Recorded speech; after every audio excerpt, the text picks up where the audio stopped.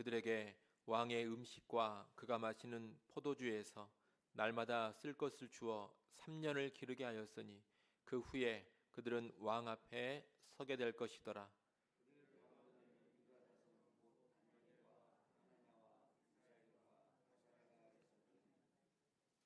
환관장이 그들의 이름을 고쳐 다니엘은 벨드사살이라 하고 하나냐는 사드락이라 하고 미사엘은 메삭이라 하고 아사라는 아벳느고라 하였더라.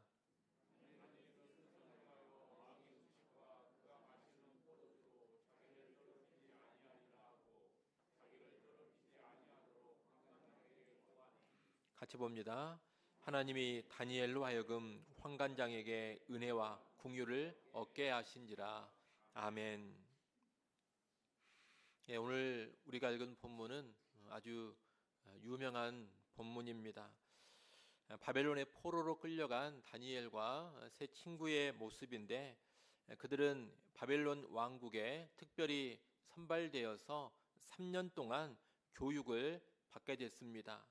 이 기간 동안 왕의 음식과 왕이 마시는 포도주에서 날마다 음식을 제공받으면서 바벨론의 학문과 언어를 배우게 됩니다. 그리고 그들의 이름도 바벨론식으로 다 바꿨습니다.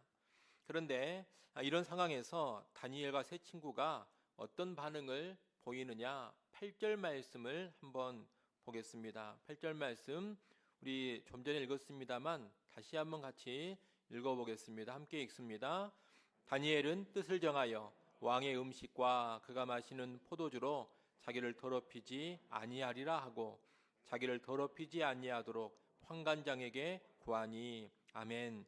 여기 보면 다니엘은 뜻을 정하여 그랬는데 1장을 쭉 살펴보면 다니엘만 뜻을 정한 것이 아니라 다니엘과 그와 함께한 3명의 친구도 뜻을 같이 했던 것을 알 수가 있습니다.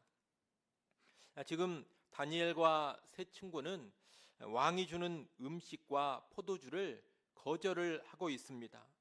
그러면 왜 왕의 음식과 포도주를 거절했는가? 이것을 생각해 볼 필요가 있습니다. 오늘 8절 말씀에 보면 자기를 더럽히지 않기 위해서다 이렇게 말하고 있습니다. 다시 말하면 이 다니엘과 세 친구는 왕이 주는 음식과 포도주를 먹는 것이 자기를 더럽히는 일이 된다 이렇게 판단을 한 겁니다. 그래서 자기를 더럽히지 않기 위해서 왕의 음식과 포도주를 거부한 겁니다. 그러면 왜 왕의 음식과 포도주가 자기를 더럽힌다고 생각을 했겠습니까? 이에 대해서 여러 가지 견해들이 있습니다. 일단 몇 가지 견해를 말씀드립니다. 첫 번째로 율법의 정결 규례 때문에 먹지 않았을 가능성이 있습니다. 구약 율법의 정결법에 따르면 부정한 짐승을 먹어서는 안 되고 또 고기를 먹을 때 피가 있는 채 피채 먹어서는 안 됩니다. 그런데 이 바벨론의 왕궁에서 주는 음식은 그런 율법의 규례를 어겼을 가능성이 큽니다. 다시 말하면 율법에서 금지하고 있는 부정한 동물의 고기도 요리로 되어 나올 수가 있고 또 피를 제대로 빼지 않고 피채 요리가 되어서 음식이 나올 수도 있다는 겁니다. 그런 음식을 먹으면 율법의 정결법, 음식법을 어기게 됩니다. 그래서 그 정결규례, 율법에서 정한 음식법을 지키기 위해서 음식을 먹지 않았다. 이런 견해가 있습니다. 나름 일리가 있는 해석입니다만 이 경우에 조금 이해가 안 가는 게 하나 있습니다. 그것은 포도주를 거부한 것이 이해가 되지 않습니다. 왜냐하면 이 포도주라는 것은 율법의 정결규례, 율법의 음식법과는 아무런 상관이 없기 때문입니다. 그래서 율법의 정결규례를 지키기 위해서 왕이 주는 음식과 포도주를 먹지 않았다 그러면 포도주 부분에서 설득력이 좀 떨어지는 면이 있습니다. 둘째로 우상에게 바쳐진 음식이었기 때문에 먹지 않았을 가능성이 있습니다. 이것은 많은 사람들이 취하는 견해입니다. 당시 바벨론 문화에서 이 음식을 신전의 우상에게 바친 후에 식탁에 올리는 일이 종종 있었습니다. 그러나 모든 음식이 다 우상의 신전에 꼭 바쳐졌던 것은 아닙니다. 또 만약 모든 음식이 우상의 신전에 바쳐졌다 하더라도 우상의 신전에 바쳐지는 음식은 육고기만 해당되는 것이 아닙니다. 고기만 바치는 것이 아니라 채소도 우상의 신전에 많이 갖다 바칩니다. 고기든 채소든 다 우상의 신전에 들어가 바쳐진다는 겁니다.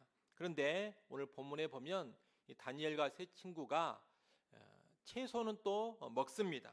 그러니 우상에게 바쳐진 음식을 거부하기 위해서 왕의 음식과 포도주를 거부하고 채소는 먹었다. 이것도 나름 일리가 있는 해석이기는 합니다만 설득력이 좀 떨어지는 부분이 분명히 있습니다. 셋째로 또 어떤 견해가 있느냐? 좋은 음식과 포도주를 먹는 것이 바벨론의 화려함과 향락에 취하는 것으로 생각되어져서 그것을 거부했다. 이렇게 보는 견해가 있습니다.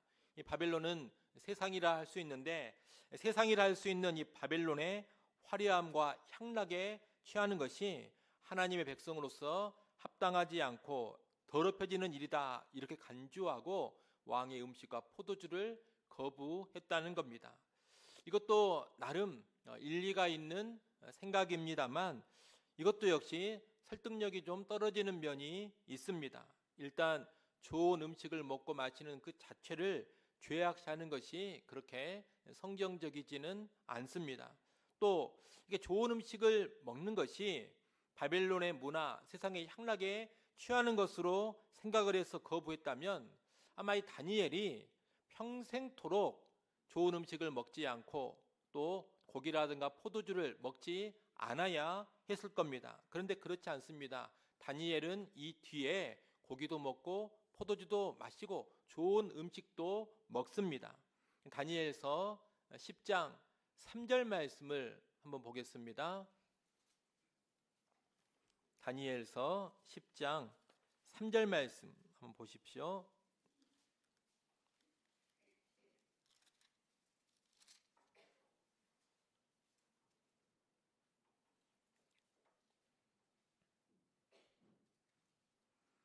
거기 보면 10장 2절에 그때의 나 다니엘이 세 일의 동안을 슬퍼하며 이렇게 하고 3절 같이 한번 읽어보겠습니다. 10장 3절 함께 읽습니다. 세 일해가 차기까지 좋은 떡을 먹지 아니하며 고기와 포도주를 입에 대지 아니하며 또 기름을 바르지 아니하니라. 아멘. 여러분 이 말씀은 다니엘이 세 일해 동안 특별 기도를 할 때 좋은 떡을 먹지 않고 고기와 포도주를 입에 대지 않았다. 그렇게 말하고 있습니다. 이 말인즉슨 무엇을 의미하고 있는 것이냐? 평상시에는 뭘 먹었다는 겁니까?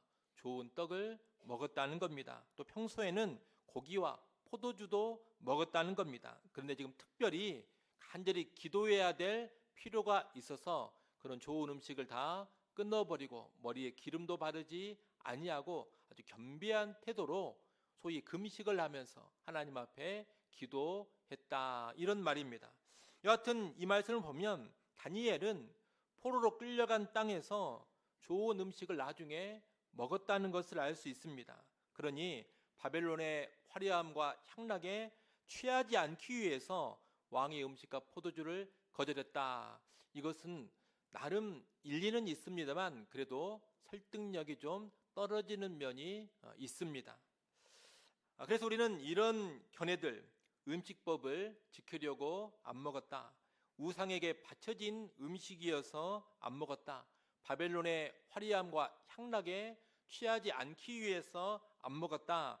이런 견해들보다는 좀 더 타당한 이유를 생각해 봐야 되겠는데 이런 이유를 생각해 볼 수가 있습니다. 그것은 지금 왕이 주는 이 음식이 정치적인 충성 또는 언약적인 충성의 상징이었기 때문이라는 겁니다. 다시 오늘 본문 1장으로 돌아오십시오. 오늘 본문에는 다니엘이 거부한 음식과 연관해서 중요한 표현이 하나 나옵니다. 그것은 그냥 좋은 음식을 주었는데 거절했다, 그것이 아니라 어떤 음식을 줬느냐? 왕의 음식과 그가 마시는 포도주에서 일부를 떼어 줬다는 겁니다. 일반적인 좋은 음식과 일반적인 좋은 포도주가 아닙니다. 왕이 직접 먹는 음식, 왕이 직접 마시는 포도주를 준 겁니다.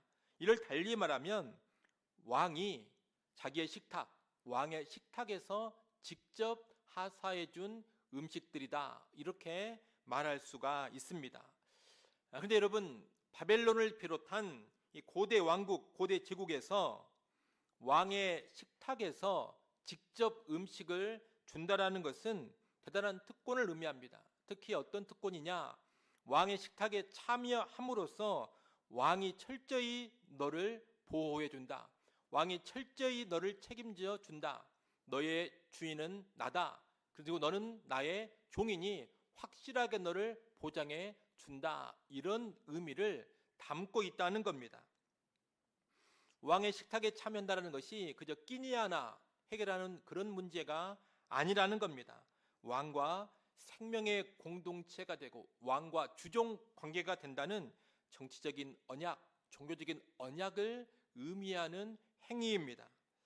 그런 맥락에서 지금 바벨론 왕 느부갓네살이 자기가 직접 먹는 음식, 식탁의 음식을 하사하는 것은 단순한 음식 공급이 아닙니다.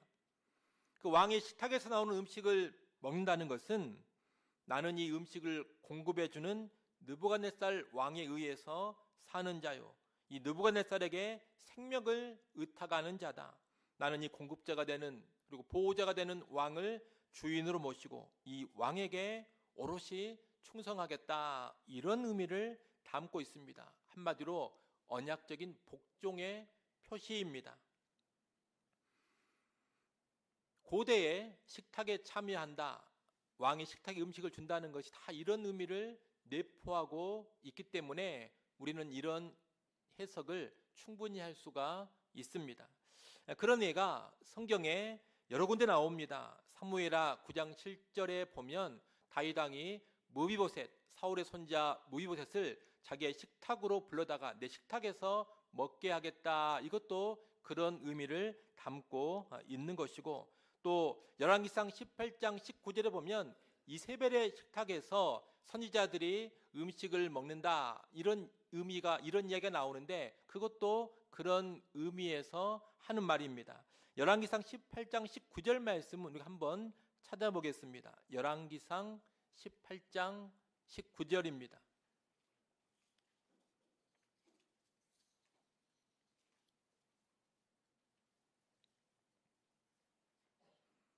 열왕기상 18장 19절 말씀,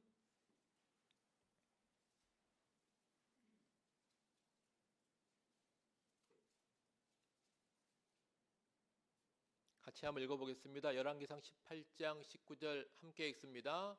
그런즉 사람을 보내 온 이스라엘과 이세벨의 상에서 먹는 바알의 선지자 450명과 아스라의 선지자 400명을 갈멜산으로 모아 내게로 나오게 하소서.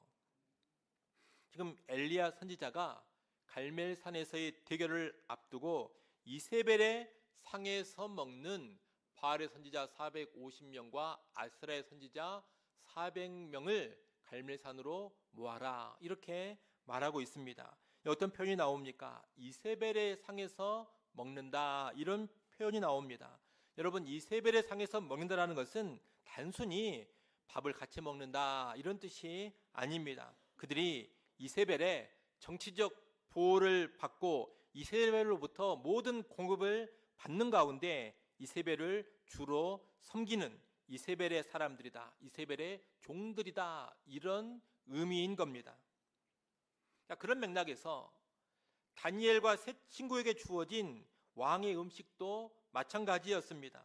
바벨론의 느부갓네살 왕은 다니엘과 세 친구에게 자기의 식탁의 음식을 공급함으로써 그들의 정체성을 무엇으로 고착시키려고 하느냐?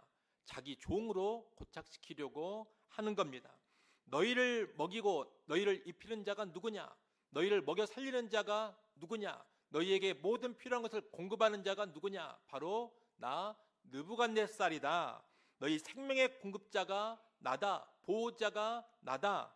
내가 주인이니 나에게 충성을 바쳐라. 너희는 나의 종으로 살아라.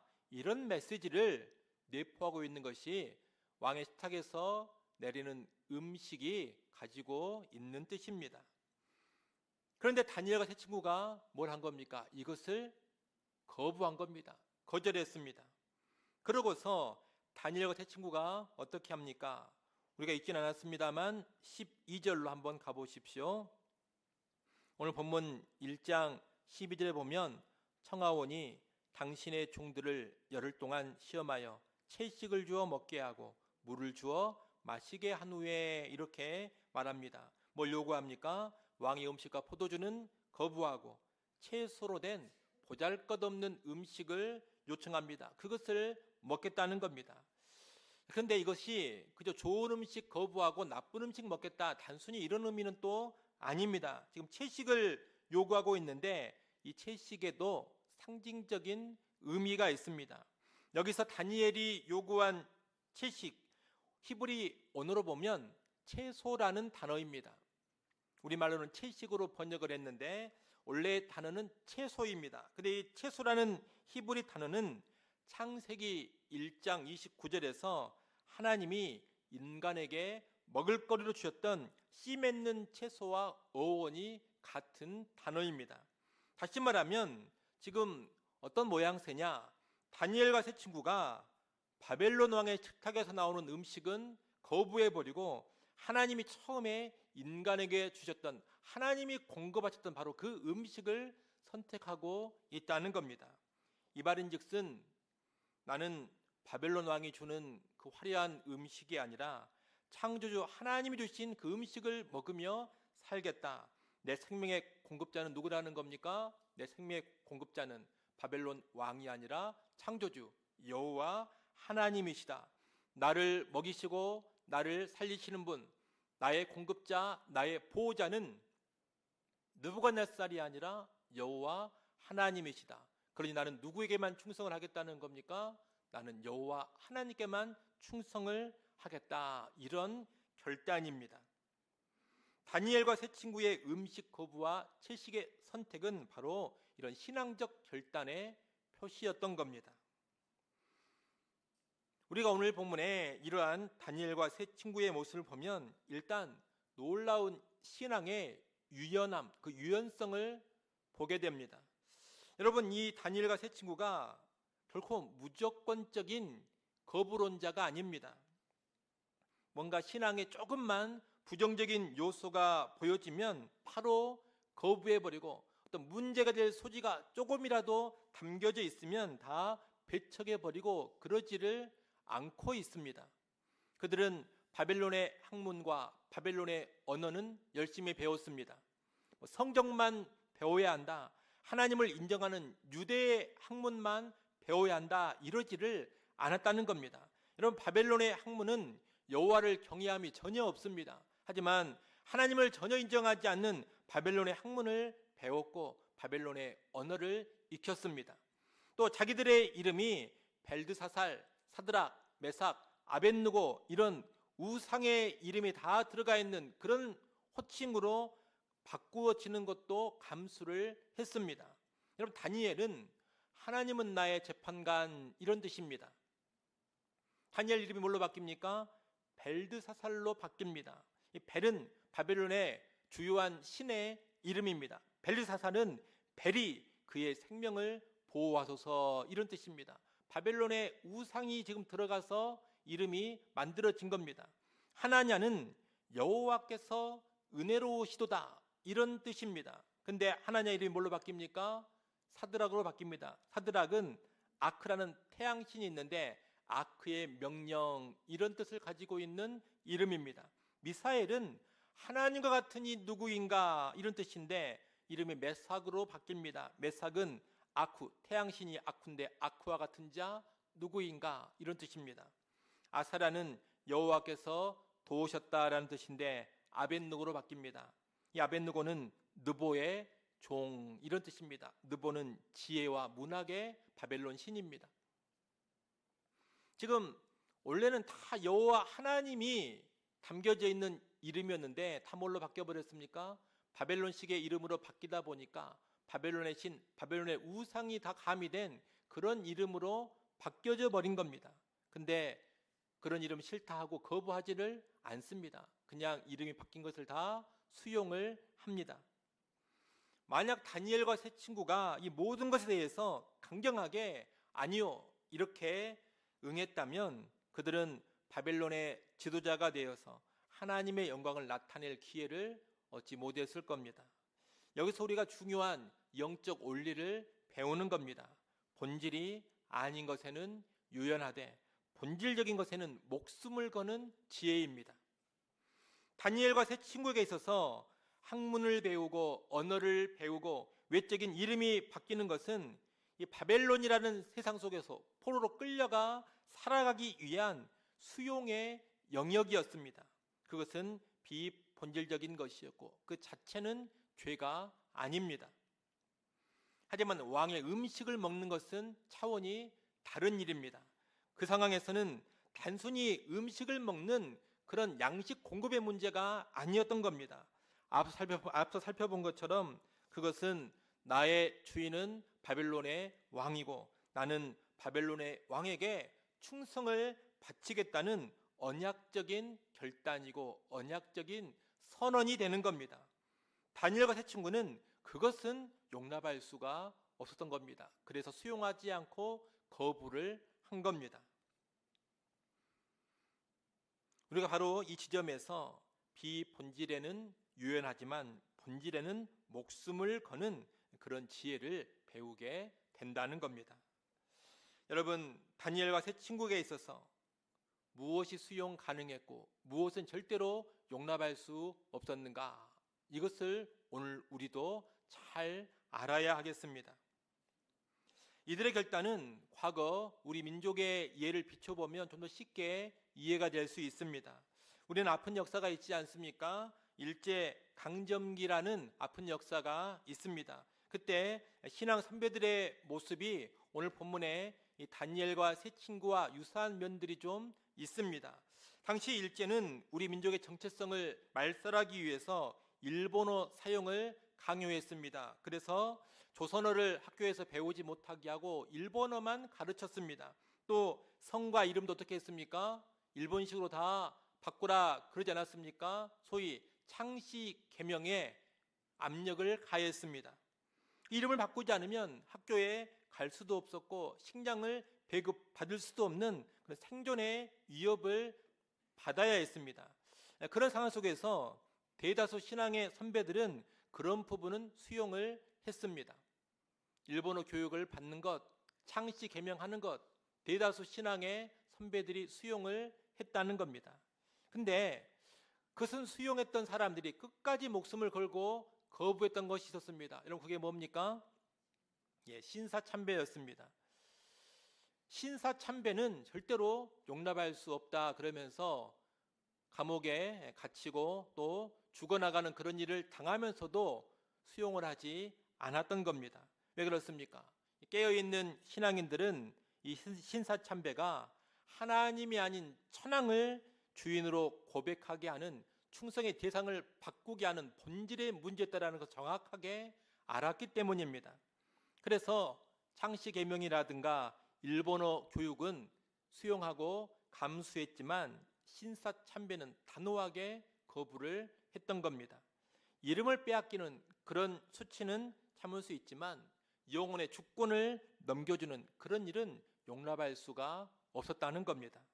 그래서 그때 많은 미션 스쿨들도 창씨개명이라든가 일본어 교육까지는 수용을 했지만 이 신사참배 문제와 연관해서는 이것은 절대로 할 수 없다 결단을 하고 스스로 학교 문을 다 닫아버린 겁니다.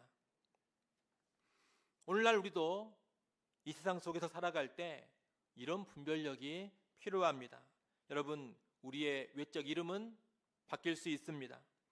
여호와 경외함이 전혀 없는 세상의 학문과 기술을 배울 수도 있습니다. 또 내가 다니는 직장의 분위기가 경건하지 않지만 경건하지 않은 그런 직장을 다녀야 할 때도 있습니다. 세상의 기술과 문명과 경제적인 시스템을 수용하고 이용하기도 해야 합니다. 여러분, 무조건 다 거부만 하려고 하지는 마십시오. 오직 거부와 고립으로만 나가면 세상 속에서 살 수가 없습니다. 그렇게 되면 우리만의 마을을 따로 만들어서 살아야 할 것입니다. 아니면 수도원을 만들어 가지고 그 수도원에 들어가서 살아야 할 겁니다. 그렇게 사는 것이 신자의 삶은 아닙니다. 여러분, 수용해야 할 필요가 있다면 세상의 학문과 세상의 기술과 세상의 시스템도 적절히 수용할 수 있습니다. 또 배울 것이 있다면 배워야 될 필요도 있습니다. 세상 속에서 세상 사람들과 어우러질 줄 알아야 합니다. 그러나 그럼에도 불구하고 우리 충성의 대상만큼은 절대로 바뀌면 안 됩니다. 누가 내 인생의 진정한 공급자가 되는가? 누가 내 인생의 진정한 보호자요? 누가 나의 참된 주인인가? 여러분, 이것을 묻는 지점에서는 아주 단호하게 선을 그어야 합니다. 어떤 것이 우리의 충성을 요구할 때, 또 어떤 것이 하나님 대신 주인의 자리에 앉으려 하고 우리를 종으로 삼고자 할 때는 아주 단호하게 거부를 해야 합니다. 이렇게 허용할 수 있는 영역과 결코 넘지 말아야 될 선을 구별하는 것, 그것이 바로 오늘 우리가 가져야 될 거룩한 유연함의 핵심입니다. 오늘날 우리에게도 다니엘과 세 친구에게 주어진 것 같은 그런 왕의 식탁, 세상의 식탁이 주어지곤 합니다. 여러분, 이 세상이 끊임없이 우리에게 자기의 식탁을 차려놓고서 속삭입니다. 이번 한 번만 하나님을 배신해라. 그러면 승진을 보장해 주겠다. 이번 한 번만 신앙 양심을 버려라. 그러면 성공할 수 있게 해주겠다. 내가 주는 식탁에 앉아라. 내 종이 되어서 한번 살아보거라. 그러면 너의 미래를 내가 책임져 주겠다. 나에게 충성하고 나의 가치관에 순응한다면 너의 미래가 활짝 열릴 것이다. 이렇게 자기의 식탁을 차려놓고 속삭인다는 겁니다. 하지만 여러분, 우리가 그 식탁의 음식을 덥석 받아 먹는 순간에 우리는 세상의 가치관에 길들여지기 시작합니다. 더 이상 하나님이 주인이 아니라 세상이 주인이 돼버립니다. 하나님의 종으로 살아가는 것이 아니라 돈의 종으로, 성공의 종으로, 세상의 종으로 살아가게 됩니다. 여러분, 그런 상황에서 우리는 오늘 본문의 다니엘과 세 친구처럼 아니오라고 말할 수 있는 담대함, 아니오라고 말할 수 있는 용기가 있어야 하겠습니다. 유연하되 지켜야 할 선 앞에서는 그런 담대한 신앙의 결기를 보여줘야 하는 겁니다. 바라기는 저나 여러분이나 지켜야 될 선 앞에서는 아주 담대하게 신앙의 용기를 보여줄 수 있기를 간절히 바랍니다. 이제 말씀을 좀 정리하겠습니다. 여러분이 다니엘과 세 친구가 바벨론이라는 거대한 세상 제국의 심장부에 던져졌습니다. 그들의 이름은 지워졌습니다. 그들의 언어는 부정당했습니다. 그들의 조국도 지도에서 사라져 버렸습니다. 세상의 눈으로 볼 때 이 다니엘과 세 친구는 붙잡힌 포로였고 바벨론의 거대한 시스템 앞에 있는 무력한 소년들일 뿐이었습니다. 그런 상황에서 그들은 바벨론의 학문을 배워서 실력을 갖추었습니다. 바벨론의 이름으로 불리는 수치도 견뎠습니다. 그러나 왕의 식탁에 앉아 왕의 종이 되는 그 하나만큼은 목숨을 걸고 거부했습니다. 세상 속에서 살아가지만 세상에 속하지 않는 삶이 무엇인지를 똑똑히 보여준 겁니다. 오늘 우리 앞에도 화려한 바벨론의 식탁이 차려져 있습니다. 세상이 말합니다. 이 식탁에 앉아라. 그러면 너의 미래가 안전할 것이다. 세상의 방식대로 살아라. 그래야지만 낙오하지 않을 것이다. 그러나 주님은 우리에게 묻습니다. 너는 누구의 식탁에 앉아 있느냐? 네 인생의 공급자는 과연 누구냐? 너의 주인은 참으로 누구고 너는 진정 누구의 종이냐? 이렇게 주님은 묻습니다. 여러분, 성도는 이 세상의 자원만으로 살아가는 사람이 아닙니다. 하나님의 도우심과 하나님의 은혜로 살아가는 사람입니다. 잘 아시는 것처럼 다니엘과 세 친구가 채소만 먹었음에도 불구하고 왕의 음식을 먹었던 다른 소년들보다 훨씬 더 얼굴이 빛나지 않았습니까? 그들의 얼굴이 더 빛났던 이유가 무엇입니까? 하나님이 그들을 붙드셨고 하나님이 그들의 공급을 책임져 주셨고 하나님이 그들을 돌보아 주셨기 때문입니다. 하나님의 식탁이 충분히 그들을 책임져 줬다는 겁니다. 이 말씀을 마치면서 오늘 우리는 우리가 대하는 또 하나의 식탁을 반드시 기억해야 하겠습니다. 그것이 무엇이겠습니까? 바로 주의 식탁입니다.